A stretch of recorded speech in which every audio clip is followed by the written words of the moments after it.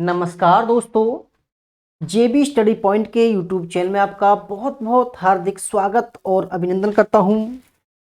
Dev Kumar, PhD इतिहास, एक बार तीर 4 बार नेट पास।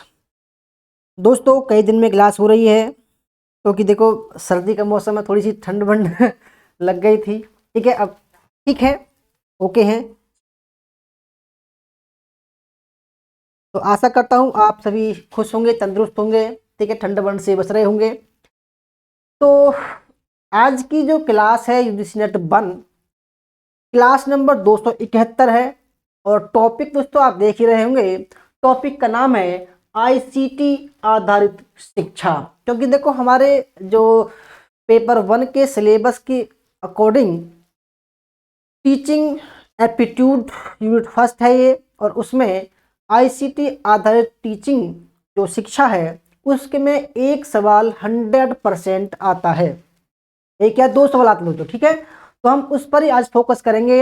इसका नाम है आईसीटी। बहुत बेहतरीन क्लास है दोस्तों। ठीक है, अगर आप हमारे चैनल पर नए हैं और आपने अभी तक हमारा चैनल सब्सक्राइब नहीं किया है तो भाई दोस्तों आंख बंद कर दोस्तों सब्सक्राइब कर लो, क्योंकि भाई हमारे चैनल पर आपको एकदम धुआंधार क्लास और एकदम प्रमाणिक कंटेंट मिलने वाला है। ठीक है, वीडियो को लाइक और शेयर जरूर कर देना। ठीक है फ्रेंड्स, देखो अगर आपको हमारा कोर्स ज्वाइन करना है, UGC net history, all state statistics assistant professor का कोर्स ज्वाइन करना है, टीजीटी पीजीटी हिस्ट्री का कोर्स ज्वाइन करना है, तो सभी कोर्स हमारे नए कोर्स 1 जनवरी से स्टार्ट हो रहे हैं। ठीक है, 1 जनवरी से स्टार्ट हो रहे हैं सभी कोर्स में भारी भरकम छूट है। डेमो के लिए दोस्तों क्लास भी चल रही है। ठीक है, जेबी स्टडी पॉइंट का ऐप डाउनलोड करना, और 1 तारीख को हमारा ऑल इंडिया टेस्ट है। ठीक है, अभी तक दोस्तों हमने 3 किताब लॉन्च कर दी है, भारत इतिहास की, प्राचीन भारत के इतिहास की और मध्यकालीन भारत के इतिहास की। ठीक है, और दोस्तों हमने मॉडर्न हिस्ट्री के लिए भी रजिस्ट्रेशन शुरू कर दिए हैं। ठीक है, वो जल्दी ही लॉन्च होने वाली है, कल या परसों में जाएगी वो प्रिंटिंग के लिए। तो अगर आपको रजिस्ट्रेशन करना है, क्योंकि भाई हम लकी ड्रॉ के तहत 3 बच्चों का नाम निकालेंगे और उनको फ्री ऑफ कॉस्ट जो है बुक भेजी जाएगी, केवल डिलीवरी चार्ज 40 रुपये लिया जाएगा उनसे। ठीक है, केवल रजिस्ट्रेशन शुल्क जो है वो 250 रुपये है। ठीक है, अगर नाम नहीं आता है तो बुक भेज जाएगी आपको। ठीक है, 250 रुपये की, वैसे तो 300 रुपये की बुक है वो। तो देखो आज हम कहाँ पर हैं दोस्तों, हम आधार यहाँ पर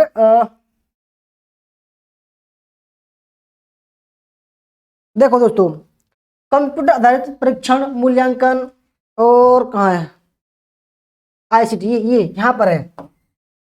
तो आज हम इस टॉपिक को कवर कर रहे हैं, आईसीटी आधारित शिक्षा या शिक्षण। ठीक है, तो सबका स्वागत है, अभिनंदन है, वेलकम है। ठीक है,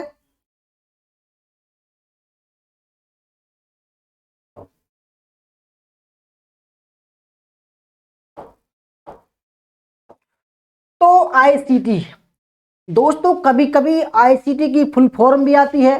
ठीक है, फुल फॉर्म भी जरा आप याद कर लेना, बिल्कुल सिंपल सी है। आई फॉर इंफॉर्मेशन, ठीक है, सी फॉर कम्युनिकेशन और टी फॉर टेक्नोलॉजी। ठीक है, आईसीटी बोले तो इंफॉर्मेशन एंड कम्युनिकेशन टेक्नोलॉजी, पर छोटी सी परिभाषा दोस्तों, फुल फॉर्म है और 2 नंबर पक्के हैं। ठीक है, देखो इंफॉर्मेशन मतलब वही जितनी भी जानकारी होती है आज की डेट में। दोस्तों मैं कह रहा हूं कि भाई 90% आपको आईसीटी के माध्यम से प्राप्त हो रही है। ठीक है भाई, अगर आपको कहीं से भी डेटा लेना है, डेटा, तो आप सबसे पहले क्या करोगे, गूगल में सर्च करोगे या किसी से फोन से बात करोगे। ठीक है, कुछ भी करोगे दोस्तों, आप आईसीटी के बिना काम नहीं कर सकते आज की डेट में। ठीक है, कम्युनिकेशन, बिना बात दोस्तों, मतलब वार्तालाप करना, अपने मन की बात दूसरे से कहना और वहां से डाटा लेना। ठीक है, किसके माध्यम से, टेक्नोलॉजी के माध्यम से। तो आज का जो हमारा टॉपिक है वो यही है भाई, जो इंफॉर्मेशन ली जा रही है वो कम्युनिकेशन के माध्यम से ली जा रही है और टेक्नोलॉजी से। ठीक है, आईसीटी। तो फ्रेंड देखो आप चित्र देख रहे हैं, क्योंकि यहाँ पर जो है बच्चे आईसीटी के माध्यम से ही पढ़ रहे हैं। ठीक है, आज की डेट में ये सब जगह हो रहा है, और आप भी अगर एग्जाम दे रहे हो तो वो भी आईसीटी के माध्यम से दे रहे हो। ठीक है,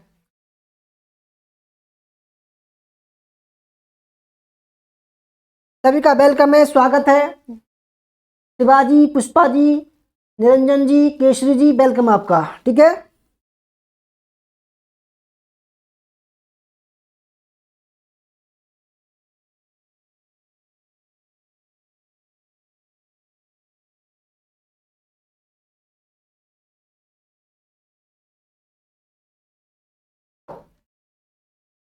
फ्रेंड्स इन चित्र के माध्यम से आप देख पा रहे हैं, ठीक है, क्योंकि देखो ये जो बुक है, आजकल ये जो बुक है दोस्तों आईसीटी के माध्यम से भी आ रही है। ठीक है, क्योंकि बुकों को भी जो है आईसीटी के माध्यम से उतार दिया है।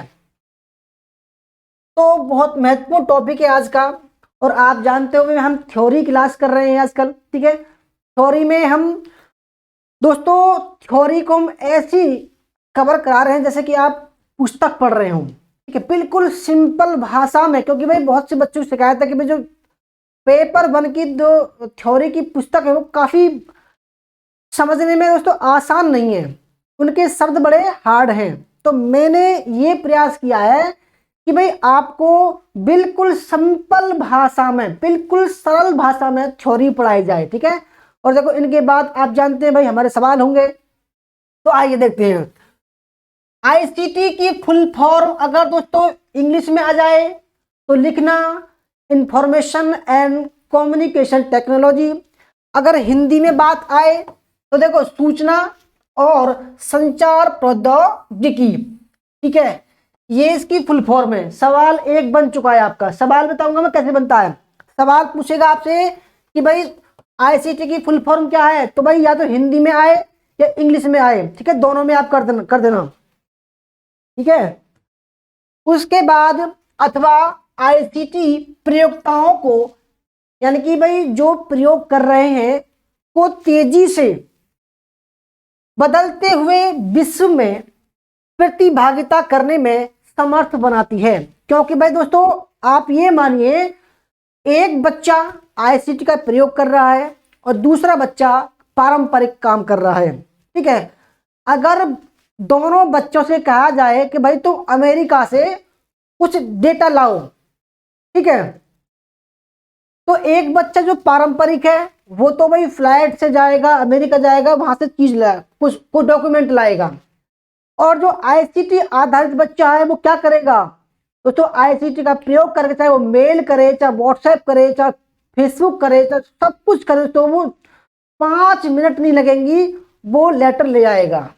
इतनी दोस्तों, अब देखो आप समझ सकते हैं कि भाई पैसे की बचत होती है, समय की बचत होती है। ठीक है, बहुत सारी ऐसी बातें हैं कि भाई कितना बड़ा बदलाव हो गया आईसीटी के माध्यम से। ठीक है, प्रतिभागिता, कितने भाई कुछ लोग पीछे रह गए, कुछ आगे बढ़ गए, तो आईसीटी के माध्यम से तो प्रतिभागी करने में भी सहायता मिलती है, जिसमें कार्य तथा अन्य क्रियाकलाप निरंतर पहुंच के माध्यम से विविध और विकसित होती प्रौद्योगिकियों में रूपांतरित होते जा रहे हैं। जो भी कार्य वगैरह हो तो वो किसनी में, वो टेक्नोलॉजी में बदलते जा रहे हैं।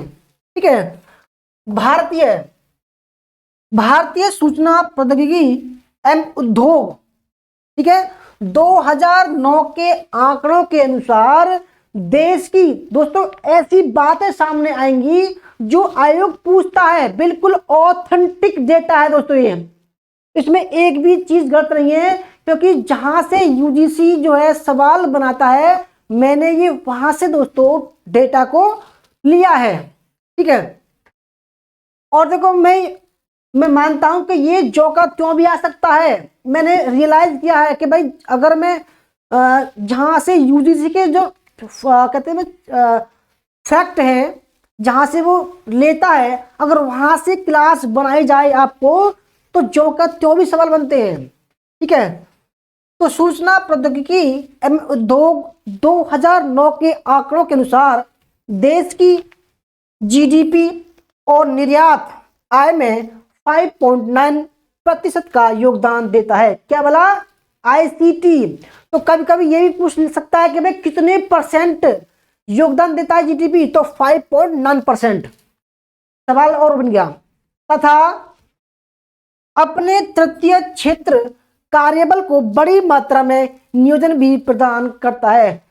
तृतीय क्षेत्र तो कौन सा होता है? सेवा क्षेत्र। ठीक है, इस क्षेत्र में लगभग 2.3 मिलियन लोग प्रत्यक्ष अथवा अप्रत्यक्ष रूप से नियोजित हैं, यानी कि काम कर रहे हैं। ठीक है, जो इसे भारत के सर्वोच्च रोजगार सृजनकर्ता क्षेत्रों में से एक तथा एक राष्ट्रीय अर्थव्यवस्था की मुख्य धारा में जोड़ते हैं। दोस्तों आप समझ रहे होंगे कि भाई कितना बड़ा स्कोप है इसका, कितना बड़ा क्षेत्र है आईसीटी का, जिसके माध्यम से 2.3 मिलियन लोग, यानी कि दोस्तों लगभग 23 लाख लोग जो है आईसीटी के काम में जुड़े हुए हैं। ठीक है, या ऐसी कंपनियां हैं जो रोजगार प्रदान कर रही हैं। आगे बढ़ते हैं। आईसीटी का उद्देश्य है दोस्तों, देखो हम जब आईसीटी पढ़ रहे हैं उसके कार्य क्या है, घटक क्या है, उद्देश्य क्या है, क्यों यूजीसी ने इसको शामिल किया है अपने कोर्स में, बहुत सारी बातें ऐसी है जो हमें जाननी बहुत आवश्यक है। ठीक है, तो आईसीटी का उद्देश्य है बौद्धिक विद्यालय की स्थापना करना, बौद्धिक विद्यालय है ना, और शिक्षकों की क्षमता बढ़ाना है। दोस्तों आप देख रहे होंगे अगर एक टीचर पारंपरिक तरीके से पढ़ाए और एक टीचर आईसीटी के माध्यम से पढ़ाए, तो भाई आपको खुद अंदाजा होगा कि आईसीटी वाला टीचर काफी आगे पहुंच जाएगा। ठीक है, हम भी जो पढ़ा रहे हैं दोस्तों आपके सामने, ये आईसीटी के माध्यम से पढ़ा रहे हैं। ठीक है,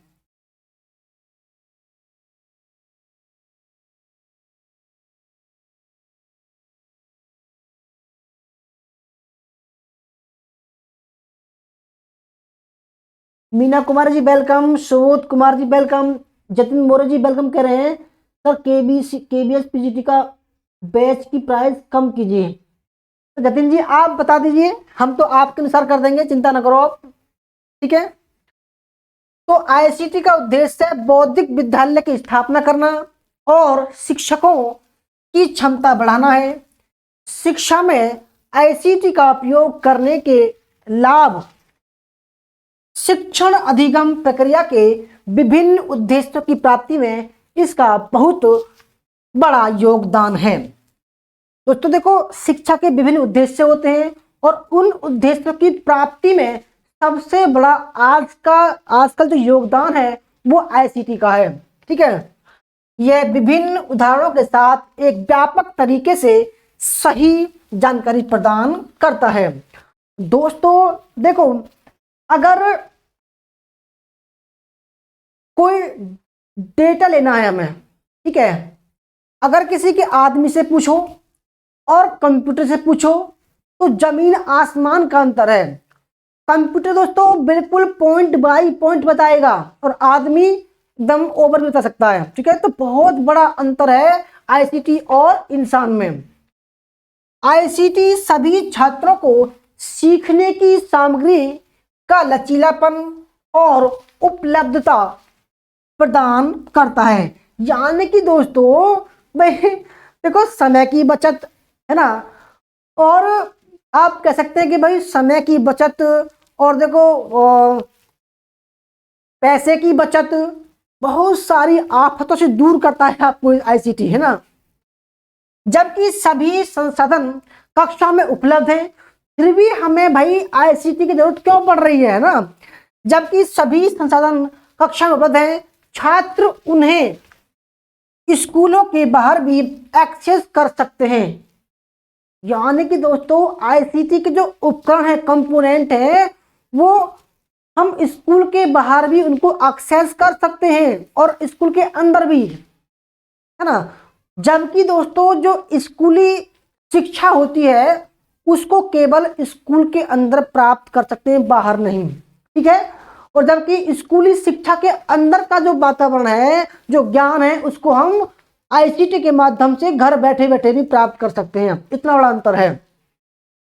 ठीक है। यह विशेष रूप से उन छात्रों को लाभान्वित करता है जो धीमी गति से सीखते हैं। कहते हैं ना भाई दोस्तों कि भाई अगर कोई बच्चा स्कूल जा रहा है और वो उसके समझ में नहीं आ रहा, वो कह रहा है यार मैं कुछ बारीकी से सीखूंगा, और वो यूट्यूब पर कंप्यूटर पर सीखता है कि भाई इसके बारे में क्या है ना, और डिटेल सीखता है, तो कहते हैं कि भाई ऐसे बच्चों के लिए और भी अच्छा है आईसीटी कि जो बच्चे धीमी गति सीखते हैं वो हर चीज को बारीकी सीखते हैं, है ना, या सीखने की अक्षमता रखते हैं।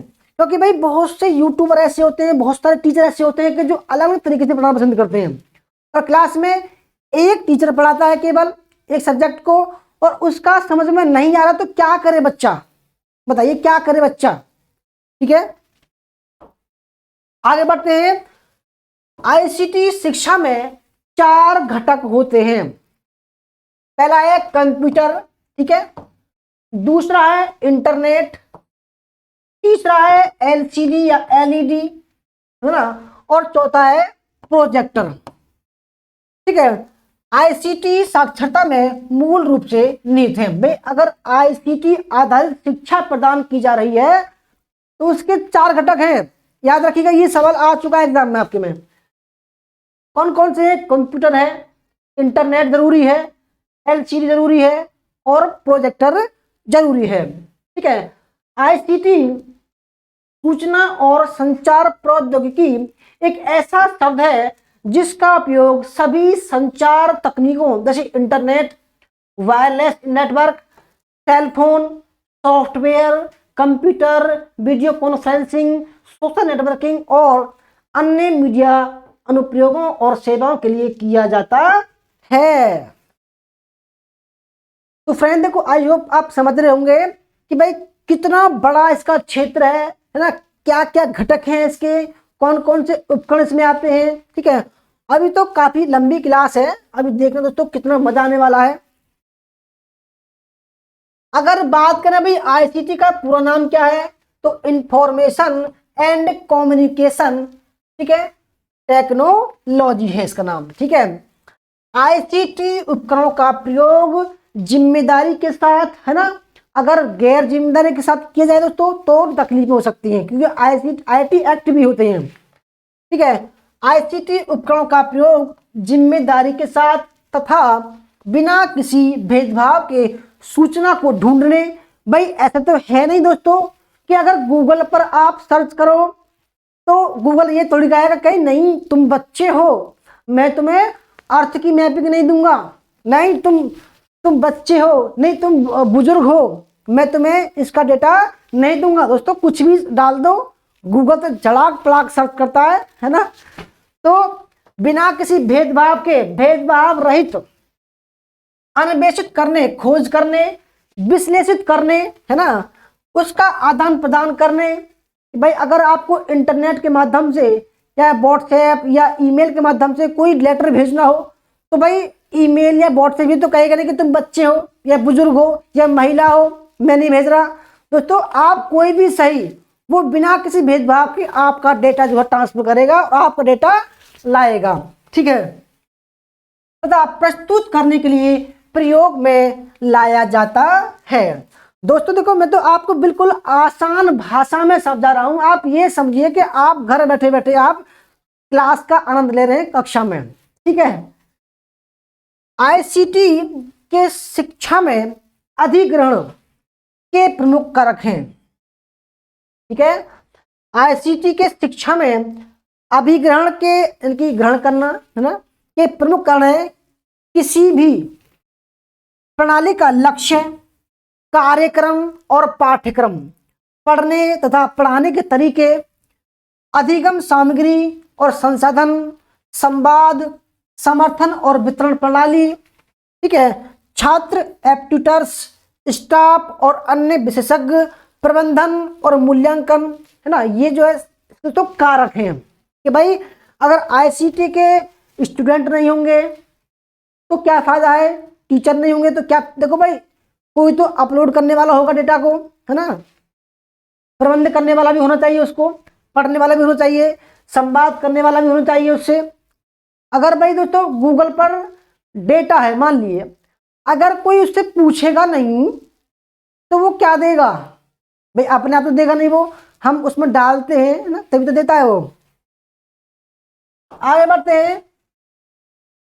सूचना और संचार प्रौद्योगिकी आईसीटी के महत्व को, अब यहाँ महत्व की बात आ रही है, महत्व को मान्यता प्रदान करने हेतु मानव संसाधन विकास मंत्रालय MHRD है ना, मानव संसाधन विकास मंत्रालय ने, देखो दोस्तों यहां से भी सवाल आ रहा है, ने मिशन दस्तावेजों के अनुसार आईसीटी का प्रयोग शिक्षा में एक उपकरण की भांति किया है। दोस्तों जो यूजीसी है, और यूजीसी जिस मंत्रालय के अंतर्गत आता है, एमएचआरडी के अंतर्गत आता है, तो उसने भी आईसीटी को महत्व देना शुरू कर दिया है। ठीक है भाई, आपके जो एग्जाम होते हैं वो भी आईसीटी के माध्यम से होते हैं, जितने भी दोस्तों कार्य हैं दोस्तों वो आईसीटी के माध्यम से हो रहे हैं, है ना, जिसका उद्देश्य है उच्च शिक्षा में, हायर एजुकेशन में वर्तमान नामांकन की दर जो 15% है को 11वीं योजना की समाप्ति तक बढ़ाकर 30% करना है। भाई दोस्तों देखो ये भी सवाल आ सकता है कि अगर एमएचआरडी का जो उद्देश्य है वो कितने परसेंट इनरोल करना है लोगों को, 30%। ठीक है, याद रखिएगा 30% करना है। ये जो का क्यों सवाल आएंगे। आगे बढ़ते हैं। मंत्रालय ने, भाई एमएचआरडी मंत्रालय ने सशक्त, ये इंपोर्टेंट है, ये इंपोर्टेंट है, नोट कर लीजिए। तो सशक्त, देखो कभी कभी शोध एक पोर्टल है ना, शोध गंगा पोर्टल है, रिसर्च गेट पोर्टल है, स्वयं प्रभा, स्वयं गेट, स्वयं मूक, ये बहुत सारे पोर्टल दोस्तों जो आपके एग्जाम में आते हैं। तो देखो एक और पोर्टल है जिसका नाम है, ये नया पोर्टल बनाया है, तो मंत्रालय ने सशक्त नामक वेब पोर्टल भी प्रारंभ किया है। ये आ सकता है 99% बता रहा हूं आपको, बिल्कुल लेटेस्ट है ये, जो वन स्टॉप शिक्षा पोर्टल है, वन स्टॉप, ठीक है, वन स्टॉप शिक्षा पोर्टल है। उच्च गुणवत्ता वाली ई विषय वस्तु सभी विषय क्षेत्रों और विषयों पर सशक्त में अपलोड की जाएगी। दोस्तों यानी कि भाई सभी विषय का कंटेंट इसमें अपलोड होगा, है ना, कोई भी जो है इस पे डाउनलोड कर सकता है। तो भाई याद रखना, सशक्त जो है, ये सवाल आ सकता है कि भाई कौन सा, किस मंत्रालय ने सशक्त पोर्टल लॉन्च किया है, तो एमएचआरडी ने। और कभी ये सवाल आ सकता है कि भाई एमएचआरडी ने अभी कौन सा वेब पोर्टल लॉन्च किया है, तो सशक्त लॉन्च किया है। ठीक है, अनेक परियोजनाएं समाप्ति की अवस्था पर हैं, ठीक है, जो भी परियोजना हो, तथा इससे भारत में शिक्षण और अधिगम की व्यवस्था में आमूल परिवर्तन आने की संभावना है। देखो दोस्तों ये क्या कह रहा है कि भाई सरकार के द्वारा बहुत सारी परियोजना चलाई जा रही हैं, परंतु अब उनमें कुछ खास अंतर नहीं आया है, परंतु उसको आईसीटी के से जोड़ने के बाद बहुत परिवर्तन आ सकता है, आमूल चूल परिवर्तन आ सकता है। ये कौन कह रहा है, एमएचआरडी कह रहा है। इसलिए एमएचआरडी ने सशक्त नामक एक वेब पोर्टल लॉन्च किया है। याद रखिएगा दोस्तों, ठीक है, सशक्त लिख लो, नोट बना लो आप, ठीक है। इसके बाद इस समय विभिन्न कक्षाओं, बौद्धिक सक्षमताओं तथा ई अधिगम में शोध के लिए उपयुक्त शिक्षा शास्त्र प्रवृत्तियों का विकास परियोजना आईआईटी, है ना, खड़गपुर द्वारा क्रियान्वित किया जा रहा है। दोस्तों याद रखिएगा आईआईटी खड़गपुर, ये भी इंपोर्टेंट है। किसको टेंडर दिया है, आईआईटी खड़गपुर को दिया है। समस्त आईआईटी तथा अनेक एआईटी के संकाय द्वारा इस पाठ्यचर्या विकास योजना में प्रतिभागित किया जा रहा है। यानी कि दोस्तों इसका जो पाठ्यक्रम तैयार हो रहा है सशक्त के लिए, सशक्त नामक वेब पोर्टल के लिए जो भी सिलेबस तैयार हो रहा है, जो कंटेंट अपलोडर होंगे वो कौन कौन, तो आईआईटी और आईआईटी के टीचर हैं और एनआईटी के टीचर हैं। ठीक है, बहुत बड़े लेवल की दोस्तों संस्थाएं हैं ये, और इनके टीचरों के द्वारा सशक्त नामक पोर्टल पर कंटेंट अपलोड किया जा रहा है। इसके बाद निरंजन जी good evening, Pushpa ji good evening. ठीक है, इसके बाद है राष्ट्रीय शिक्षा मिशन ने सूचना और संचार प्रौद्योगिकी आईसीटी के माध्यम से अपने तत्वाधान में वर्चुअल लैबों, वर्चुअल लैब का मतलब दोस्तों जैसे कि भाई आप वर्चुअल क्लास कर रहे हैं। ठीक है, आप मेरे सामने तो बैठे नहीं दोस्तों, परंतु आप घर बैठे कर रहे हैं तो उसको होते हैं वर्चुअल क्लास, है ना। ओपन सोर्स और एक्सेस टूलों, वर्चुअल कॉन्फ्रेंस टूलों, टॉक टू फीचर, ये आ सकता है, ये आया था एक बार, टॉक टू फीचर कार्यक्रमों तथा नॉन इन्वेंसिव ब्लड ग्लूकोमीटर का सृजन किया गया है। ठीक है, ये दोस्तों क्या है, ये राष्ट्रीय शिक्षा मिशन ने, ठीक है, जो चल रहा है सूचना और संचार प्रौद्योगिकी के माध्यम से क्या क्या बनाया है, वर्चुअल लैब बनाई है, ओपन सोर्स सॉफ्टवेयर भी बनाए हैं, ठीक है, एक्सेस टूल बनाए हैं, वर्चुअल कॉन्फ्रेंस बनाई है, ठीक है, टॉक टू फीचर भी बनाया है, नॉन इन्वेंसिव ब्लड ग्लूकोमीटर का सृजन निर्माण किया है।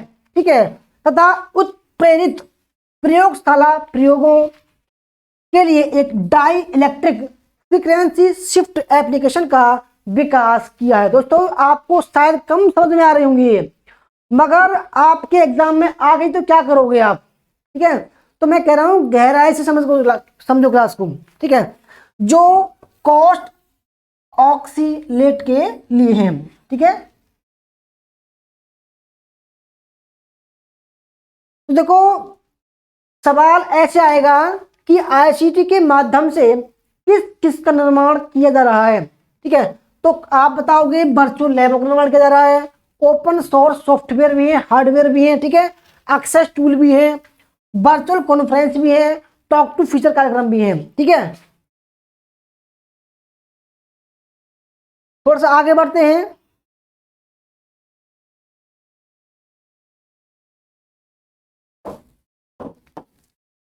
राष्ट्रीय शिक्षा मिशन में सूचना और संचार प्रौद्योगिकी आईसीटी के माध्यम से किसी भी समय कहीं भी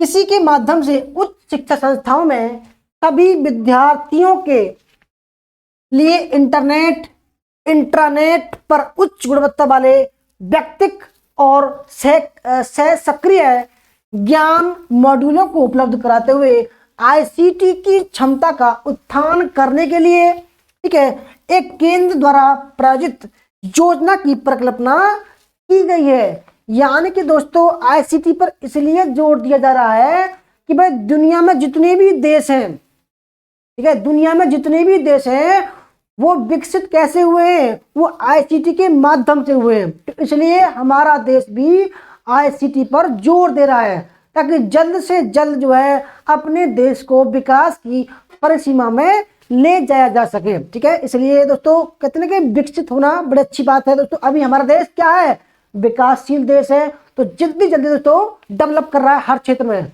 तो हर एक दोस्तों आप देख भी पा रहे होंगे कि जहां पर कंप्यूटर नहीं था, अब सरकार का लक्ष्य क्या है कि वहां पर भी कंप्यूटर आधारित कार्यक्रम हो रहे हैं। ठीक है, ताकि जल्दी जल्दी जो है डेवलप हुआ जा सके। ऐसी अपेक्षा की जाती है कि इससे 11वीं पंचवर्षीय योजना अवधि के दौरान उच्चतम शिक्षा में सकल नामांकन अनुपात GIR में 5% की वृद्धि करने तथा उच्च शिक्षा में पहुंच और गुणवत्ता सुनिश्चित करने के रूप में पर्याप्त हस्तक्षेप किया जा सकेगा। देखो ये सवाल आ चुका है, उच्च शिक्षा में पहुंच और गुणवत्ता सुनिश्चित करने के लिए ये सवाल आ चुका है। दोस्तों देखो जो राष्ट्रीय शिक्षा जो मिशन है उसके दो महत्वपूर्ण घटक हैं। कौन कौन से घटक है? पहला घटक क्या है? विषय वस्तु का निर्माण करना या सृजन करना। और दूसरा घटक है संस्थाओं और सीखने वालों के लिए पहुंच उपकरणों हेतु प्रावधान। कि अगर दोस्तों आईसीटी का प्रयोग बच्चा करेगा तो उसके पास में भाई कुछ तो होना चाहिए, जैसे कि फोन होना चाहिए, कंप्यूटर होना चाहिए। तो सरकार, देखो आप जान रहे होंगे सरकार क्या कर रही है आजकल, सरकार फोनों का वितरण कर रही है, लैपटॉप वितरण कर रही है, उनको सस्ता कर रही है, ठीक है, ताकि हर एक बच्चे तक आईसीटी की पहुंच हो सके। इसका आशय डिजिटल अंतर को कम करना। देखो ये सवाल आ चुका है, याद करिए, ये सवाल आ चुका है। डिजिटल अंतर को कम करना है कि भाई एक बच्चे के पास में कुछ भी नहीं है, दूसरे के बच्चे के पास में तो बहुत सारी फैसिलिटी है आईसीटी की, तो दोनों में बड़ा अंतर हो गया। अब सरकार क्या कर रही है, इन दोनों के अंतर को खत्म करने के लिए समावेशी शिक्षा कार्यक्रम के तहत दोनों बच्चों को बराबर करने के लिए दोस्तों कार्यक्रम चला रही है। जैसे कि भाई अगर किसी के पास में फोन नहीं है तो सरकार क्या कर रही है, भाई फोन को जो है उसको दे रही है ना, ताकि दोनों बच्चे बराबर आ सकें, ठीक है। अर्थात उच्च शिक्षा क्षेत्र में शहरी और ग्रामीण शिक्षकों छात्रों की शिक्षा और अधिगम के प्रयोजनार्थ कंप्यूटिंग, ठीक है, उपकरणों के प्रयोग के कौशलों में अंतर को कम किया तथा उन्हें सशक्त बनाया, जो अब तक डिजिटल क्रांति से अछूते रहे हैं। देखो दोस्तों, एक बच्चा गांव का है, एक बच्चा शहर का है, उसमें बहुत अंतर रहता है, क्योंकि शहर का बच्चा भाई आईसीटी के क्षेत्र में तो बहुत आगे होगा और गांव का थोड़ा लड़का कम होगा। तो इसलिए सरकार का ये है कि भाई गांव तक भी कंप्यूटर और फोन की पहुंच बढ़ाई जाए। तो देखो आप देख भी रहे होंगे तो गांव तक भी जो है कंप्यूटर पहुंच गए हैं, है ना, लैपटॉप पहुंच गए हैं और इंटरनेट पहुंच गया है, ब्रॉडबैंड पहुंच गया है ना, और फोन पहुंच गए हैं गांव तक भी। तो ये तो आईसीटी के माध्यम से ही पहुंच रहे हैं सब चीज। और ज्ञान अर्थव्यवस्था की मुख्य धारा में शामिल होने में समर्थ नहीं रहे हैं दोस्तों, ठीक है। यह ई शिक्षण के लिए उपयुक्त शिक्षा शास्त्र पर ध्यान के लिए केंद्रित करने, वर्चुअल प्रयोगशाला के माध्यम से प्रयोगों को निष्पादित करने, ऑनलाइन टेस्टिंग और प्रमाणन की सुविधा प्रदान करके शिक्षार्थियों का मार्गदर्शन और उनसे परामर्श करने के लिए शिक्षकों की ऑनलाइन उपलब्धता करा के उपलब्ध शिक्षा उपग्रहों, दोस्तों जो भी एजुकेशन सैटेलाइट है, ठीक है, जैसे कि एडुसैट, ये आ चुका है एग्जाम में दोस्तों, ये आ चुका है कि भाई जो एडुसैट है वो किसके लिए है, वो शिक्षा उपग्रह है, वो शिक्षा के लिए आईसीटी को बढ़ा रहा है।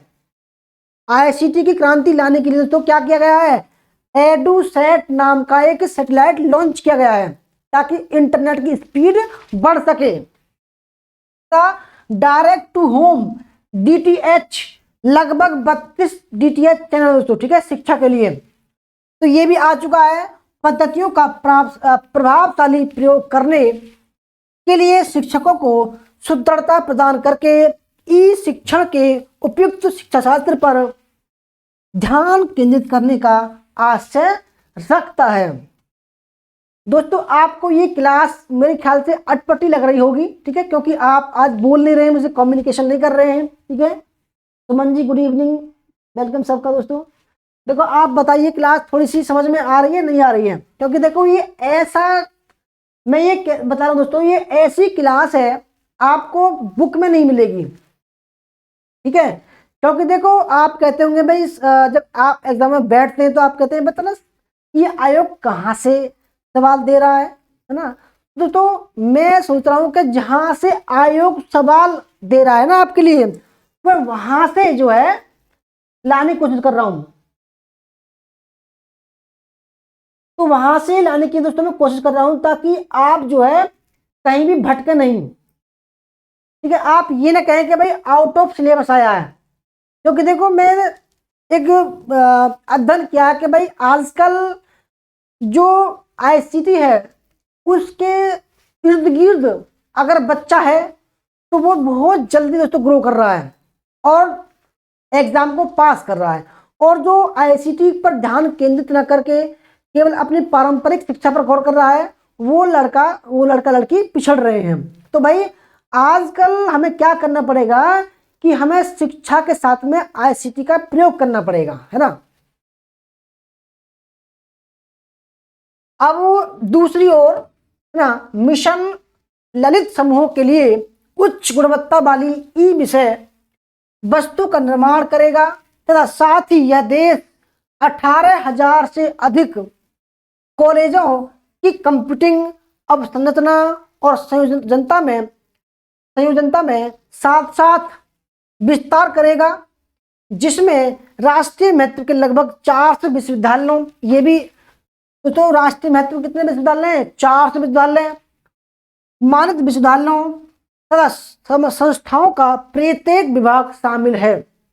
यानी कि अब दोस्तों क्या हो रहा है कि जितने भी हायर एजुकेशन में कॉलेज हैं, विद्यालय हैं, उनको उनके सभी डिपार्टमेंट को आईसीटी से जोड़ दिया गया है। आप इसको सर्च भी कर सकते हैं, ठीक है। सहयोगी समूह सहायक विषय वस्तु का विकास विषय वस्तु के पुनरीक्षण के लिए उत्तरदायी विषय वस्तु परामर्श समिति के पर्यवेक्षण के अंतर्गत विकिपीडिया, दोस्तों आप समझ सकते हैं विकिपीडिया, है ना, जैसे सहयोगी प्लेटफॉर्म का प्रयोग करेगा। देखो दोस्तों आप समझ रहे होंगे कि भाई अब हर एक विश्वविद्यालय की, है ना, चाहे वो कॉलेज हो चाहे विश्वविद्यालय हो, सबकी वेबसाइट बना दी गई है। सरकार से आदेश आया है कि भाई जितने भी विश्वविद्यालय हैं या कॉलेज हैं, सभी की अपनी अपनी वेबसाइट होनी चाहिए और उस पर जो है सभी डिपार्टमेंट के डाटा रहेगा कि भाई कितने टीचर हैं, उस टीचर का क्या क्या बैकग्राउंड है, रिज्यूम कहाँ है उसका, है क्या क्या फैसिलिटी है, सब कुछ अपलोड है दोस्तों। ये आईसीटी का कमाल है। अगर आपको दोस्तों किसी टीचर का नंबर चाहिए ना और किसी कॉलेज का चाहिए तो उस कॉलेज की वेबसाइट खोल देना, फिर फैकल्टी, किसका भी फैकल्टी का डिपार्टमेंट, फिर फैकल्टी, फिर उसका दोस्तों जिस फैकल्टी का नंबर चाहिए उसमें मिल जाएगा। मैंने तो बहुत बार ऐसे सर्च किया है, मिल जाता है, ठीक है।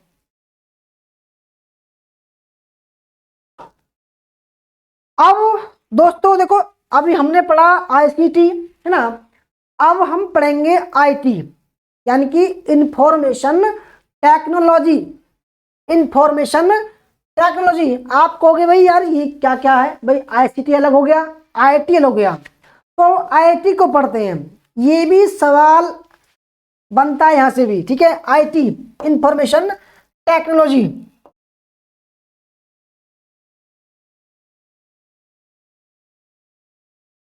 तो भाई आईटी का भी और आईसीटी का भी महत्व बहुत ज्यादा है आजकल, है ना। तो भारतीय सूचना प्रौद्योगिकी, इंडियन आईटी और उद्योग 2009 के आंकड़ों के अनुसार देश की जीडीपी और निर्यात आय में 5.9% का योगदान करता है, ठीक है, जबकि यह अपने तृतीय क्षेत्र के बड़ी संख्या में कार्यबल को रोजगार भी प्रदान करता है, ठीक है। इस क्षेत्र में प्रत्यक्ष और अप्रत्यक्ष 2.23 लाख बिलियन से 23 लाख लोगों से नियोजित है, जो इसे भारत का सर्वाधिक सबसे बड़ा रोजगार सृजन बनाते हैं तथा राष्ट्रीय अर्थव्यवस्था की मुख्यधारा में जोड़ते हैं। तो कहते हैं आईटी सेक्टर सबसे बड़ा आईटी सेक्टर है, ठीक है। मार्च 2009 में भारत में आउटसोर्सिंग प्रसारणों से वार्षिक जो राजस्व प्राप्त हुआ वो 60 बिलियन यूएस डॉलर था। इसके 2020 तक बढ़कर 225 बिलियन डॉलर हुआ, कुछ होने की संभावना जो प्राप्त हो चुका है। सबसे प्रधान आईटी हब, आईटी राजधानी बंगलुरु है, ये भी याद रखना, ये मोस्ट इंपोर्टेंट है। हमारे देश में तो जो आईटी हब के नाम से जानी जाती है वो है बंगलुरु। ये कहाँ है? कर्नाटक में है। ठीक है, इसको दोस्तों हम सिलिकॉन वैली बोलते हैं। ये सवाल आ चुका है एग्जाम में, मैंने फेस किया था कि हमारे देश का जो सिलिकॉन वैली है वो कहाँ है? वो बंगलुरु में है। ठीक है, ये कंप्यूटर के लिए कंप्यूटर की राजधानी बोलते हैं इसको, कंप्यूटर की राजधानी, आईसीटी की राजधानी। अन्य उभरती हुई आईटी गंतव्य चेन्नई, हैदराबाद, पुणे, एनसीआर में नोएडा, तो जहां से मैं निवास करता हूं, ठीक है, नोएडा और कोलकाता है।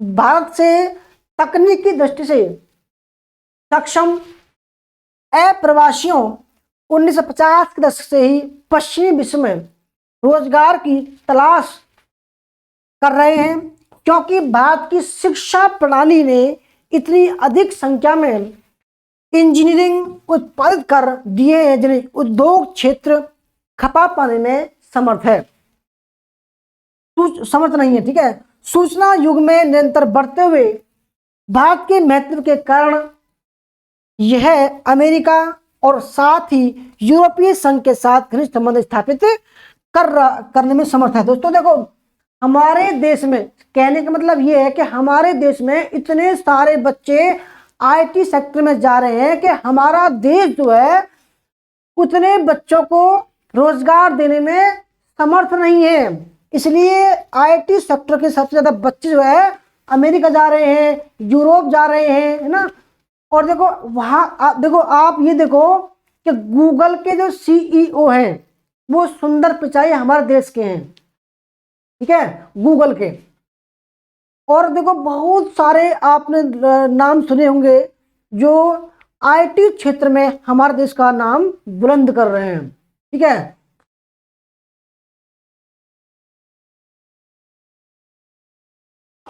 दोस्तों देखो, अगर आपको थोड़ी बहुत भी क्लास समझ में आ रही हो, देखो देखो क्लास देखो ऐसी है, अटपटी क्लास है, परंतु सवाल ऐसे ही आते हैं तो क्या करूं बताओ मैं।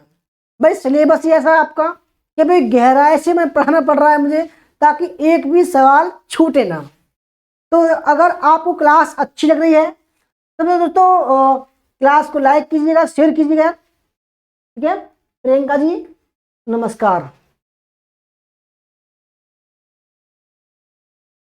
सूचना प्रौद्योगिकी चल रहा है टॉपिक हमारा भी अभी। ठीक है, प्रत्येक वर्ष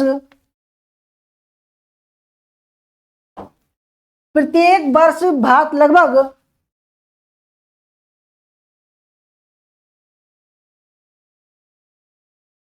8 लाख इंजीनियरिंग देश में उत्पादन करता है, यानी कि हर एक year, every year 8 lakh student जो है इंजीनियरिंग की शिक्षा प्राप्त कर रहे हैं, जिनमें से 25% से 30% के पास तकनीकी सक्षमता और अंग्रेजी भाषा का ज्ञान दोनों ही होता है, जबकि भारत की 10% जनसंख्या ही अंग्रेजी बोल सकती है। भारत ने बड़ी संख्या में आउटसोर्सिंग कंपनियां तैयार की हैं जो इंटरनेट अथवा टेलीफोन कनेक्शनों के माध्यम से उपभोक्ता को सहायता प्रदान करने में समर्थ है। जैसे दोस्तों कस्टमर केयर, आप जानते होंगे भाई कस्टमर केयर है, ये भी दोस्तों आईसीटी के दायरे में आते हैं। ठीक है, और देखो आजकल जो डॉक्यूमेंट बन रहे हैं आप जानते होंगे भाई, चाहे वो जाति प्रमाण पत्र हो, चाहे आय प्रमाण पत्र हो, चाहे वो बर्थ सर्टिफिकेट हो, चाहे वो नक्शा हो, कोई भी दोस्तों डिपार्टमेंट हो, वो आईसीटी और आईटी के बिना चल नहीं रहा है। ठीक है, तो आईटी हमारे अब समय की सबसे बड़ी डिमांड में शामिल हो गया है। ठीक है,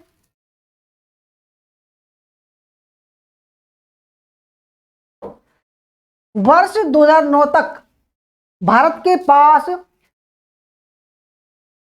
3,71,60,000 टेलीफोन लाइनें प्रयोग में थी। ठीक है, 2009 तक 3,71,60,000 टेलीफोन लाइनें प्रयोग में थी तथा कुल इकाई, दहाई, सैकड़ा, हजार, 10,000, lakh, 10 lakh, crore, 50 crore, 60 lakh 40,000 mobile phone connection थे। यानी कि 2009 तक।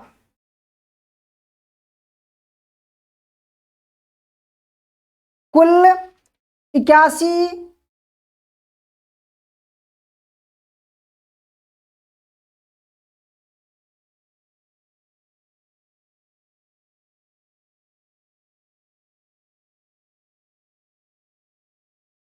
8 करोड़ 10 लाख इंटरनेट उपभोक्ता थे, जो देश की जनसंख्या का 7% था। ठीक है, और देश में 75,70,000 लोगों की ब्रॉडबैंड इंटरनेट प्रयोगताओं के संदर्भ में भारत की विश्व में 12वां विशालतम देश बना था।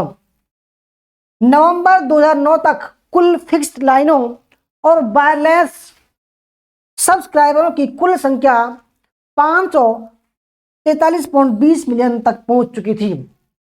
दोस्तों, ये डाटा बिल्कुल एकदम प्रमाणिक है, आप ये मान लीजिए ये प्रमाणिक डाटा है। सवाल पूछ सकता है कि 2009 तक जो है कितने टेलीफोन लाइन थी, तो भैया जी बता देना कि 3,71,60,000 टेलीफोन लाइन थी। ठीक है,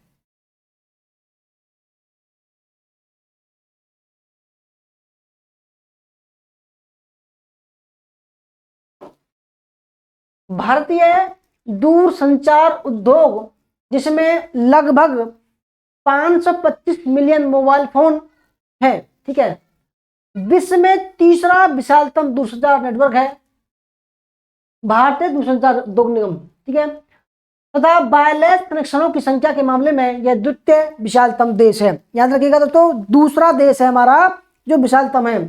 भारत दूरसंचार उद्योग विश्व के तेजी से विकसित होते उद्योगों में से एक है, तथा यह अनुमान लगभग लगाया गया है कि हमारे पास 2015 तक 1 बिलियन से अधिक उपभोक्ता होंगे। दोस्तों, ये हो चुके हैं। ठीक है, हो चुके हैं।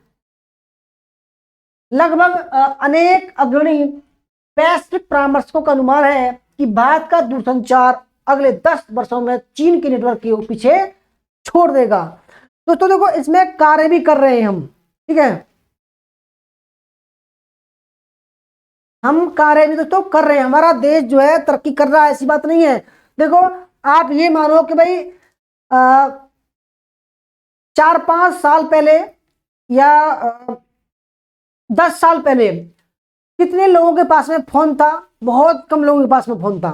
ठीक है, और आज की डेट में देख लो तो हर एक घर में 4 से 5 फोन होंगे, और जबकि 10 साल पहले एक घर में एक ही फोन बड़ी मुश्किल से होगा ना। तो कितनी बड़ी क्रांति, इसको दोस्तों बोलते हैं आईटी क्रांति, डाटा क्रांति बोलते हैं इसको, डाटा क्रांति। ठीक है, पिछले 1 दशक से दूरसंचार क्रियाकलापों ने भारत में अत्यंत तेजी पकड़ी है, यानी कि 10 साल में बहुत तेज गति से दोस्तों आगे बढ़ा हमारा देश।